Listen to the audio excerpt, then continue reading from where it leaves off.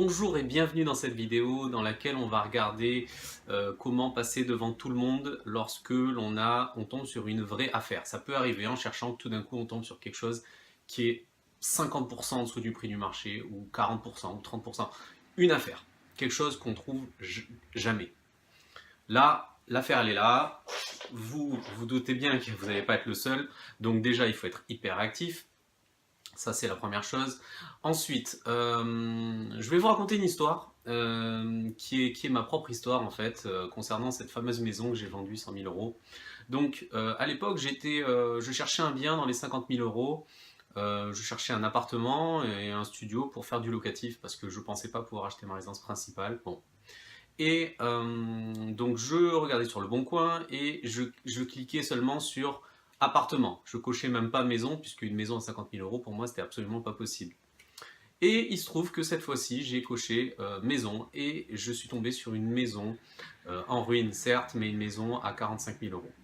Donc qu'est-ce que j'ai fait? Je me suis précipité, j'ai appelé, la personne ne pouvait pas me recevoir, donc l'agent immobilier, puisque c'était géré par une agence. La personne ne pouvait pas me recevoir avant le lendemain 17h. Et elle m'a dit, écoutez, j'ai eu une trentaine, une quarantaine d'appels, tout le monde veut la voir, etc. Elle m'a donné l'adresse, elle m'a dit, allez voir déjà, puisque bon, c'est une ruine, donc bon, j'ai pas trop envie de perdre mon temps. Et donc, je suis allé voir. Quand je suis allé voir, bon, effectivement, c'était une ruine, c'était une maisonnette, c'était une petite maison. Mais il y avait une dizaine de personnes qui étaient là. Et il y a une personne qui était là et qui regardait vraiment plus longtemps que les autres. Les gens venaient, passaient, repartaient. Cette personne-là, elle avait l'air motivée. Et donc je me suis dit, il faut que je passe absolument devant cette personne. Donc comment j'ai fait? Alors comment j'ai fait? Je suis allé tout simplement aborder cette personne d'un air désintéressé. Je lui ai dit, vous vous intéressez à l'appartement, à la maison? La personne m'a dit oui, oui, etc. Et donc j'ai entamé la discussion avec cette personne. Donc là, en fait, cette personne m'a expliqué que, en me narguant un peu d'ailleurs, euh, que, qu'elle avait rendez-vous à 8h et que c'était la première personne à voir la maison et qu'elle allait l'acheter. Je travaillais le lendemain à 8h et je faisais l'ouverture d'une hotline dans une grosse boîte. Donc je pouvais pas du tout me libérer. C'était absolument pas possible, d'autant plus que je n'avais pas rendez-vous. La personne qui avait rendez-vous à 8h, c'était lui et pas moi. Donc qu'est-ce que j'ai fait? J'ai fait une offre écrite où j'expliquais que je travaillais et que je ne pouvais pas me libérer, mais que j'achetais le bien comptant, euh, sans, euh, sans négocier quoi que ce soit. Et donc j'ai glissé ça le soir même sous la porte de l'agence. Donc la personne, en arrivant à l'agence, la toute première chose qu'elle a vue, c'est ça. Elle l'a lu, et donc bien sûr je mettais dans le mot que par courtoisie je préférais qu'elle n'annule pas son rendez-vous de 8h mais qu'elle lui fasse visiter quand même, mais que le bien était vendu. Voilà, donc elle avait plus besoin de faire 30 ou 40 visites. Le bien était vendu et c'est moi qui le prenais. Je lui disais aussi dans le message, je vous invite à m'appeler sur mon téléphone. Donc la personne m'a rappelé et m'a dit écoutez monsieur Téchard, c'est sérieux votre truc là? Parce que je dis écoutez, c'est vraiment très sérieux. Moi à la maison il me la faut, je la veux, je me rétracterai pas. Je vous ai fait une offre écrite, c'est pas pour rien, je sais que ça a une valeur juridique. Bon, je sais pas si ça avait vraiment une valeur juridique, mais en tout cas une offre écrite c'est beaucoup plus important qu'une offre orale. Il faut le formaliser quand on fait une offre. Et donc voilà. Donc sachant que quand vous faites une offre écrite, en fait, vous pouvez vous rétracter. Vous n'avez rien signé, etc. Mais ça a une valeur vraiment plus importante. Et lui, l'agent immobilier, ses enjeux à lui, c'est quoi? C'est qu'il veut vendre le bien le plus vite possible. Quand il y a un bien pas cher, il va attirer la terre entière, mais il va attirer avec tous les curieux, il va attirer avec toutes les personnes pas solvables, etc. Donc voilà, donc à 17h, je suis arrivé, donc la personne m'a appelé dans la journée, je lui ai confirmé ma motivation, etc. Et elle m'a dit, bah, écoutez, le bien, il est pour vous.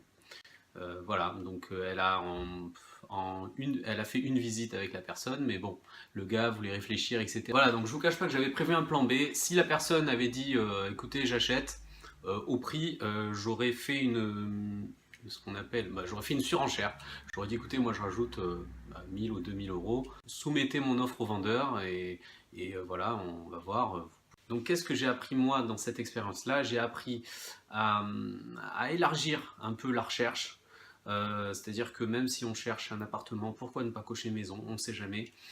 J'ai appris à oublier l'idée de négocier quand c'est une affaire, quand vraiment il y a comme ça une cinquantaine de personnes qui viennent, même sans qu'on puisse ouvrir la porte, etc. Ils s'en fichaient, ils voulaient voir de quoi il s'agissait. Il faut avoir un maximum d'informations, et que ce soit auprès d'un éventuel acheteur, que ce soit auprès d'un vendeur, que ce soit auprès d'un agent immobilier, il faut avoir toutes les infos, c'est en tout cas essayer de les avoir. Ça m'a appris aussi à ne pas se décourager. C'est pas parce qu'il y avait une cinquantaine de personnes qui étaient intéressées par ce bien que il était complètement impossible que je l'ai.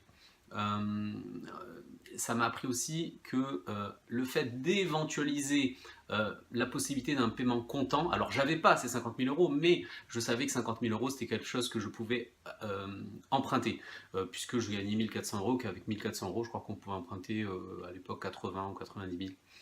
Voilà, en tout cas, et aussi autre chose, être réactif. La personne, elle m'a rappelé dans la journée, elle a lu mon mot, elle s'est dit c'est peut-être un rigolo qui m'a marqué ça, moi je continue sur ma vente. Non, elle m'a rappelé, je lui ai dit c'est très très sérieux, etc. Donc être réactif, parce que les agents immobiliers, ils ont l'habitude de perdre leur temps avec des gens. Donc il faut montrer qu'on est complètement différent de ces gens-là qui leur font perdre du temps.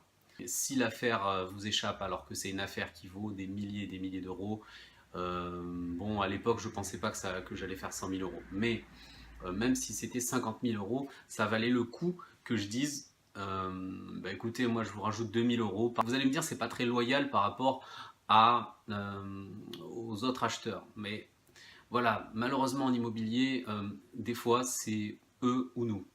Et donc moi, j'ai choisi que ce soit moi. Voilà. Donc aujourd'hui, c'est grâce à ça et à cet ensemble de choses-là que j'ai pu réaliser et passer devant tout le monde pour cette offre. Si vous n'êtes pas encore inscrit, vous avez tout intérêt à vous inscrire. Je dis pas ça parce que c'est mon site, mais parce que je vous donne des conseils gratuits. Euh, j'ai rien commercialisé encore comme produit, donc pour le moment c'est gratuit, profitez-en. Bientôt ce sera peut-être payant. Voilà. Euh, donc comment faire? Vous vous inscrivez, vous tapez www.premierinvestissement.fr ou vous allez sur le lien, je vais mettre un lien en haut ou en bas dans la description. Vous allez trouver un lien vers mon site et là vous mettez votre adresse mail. C'est pas pour vous faire du spam ou quoi que ce soit, c'est vraiment pour vous envoyer des informations gratuites. Je suis content d'avoir partagé ça avec vous et je vous dis à très bientôt pour une nouvelle vidéo. Ciao.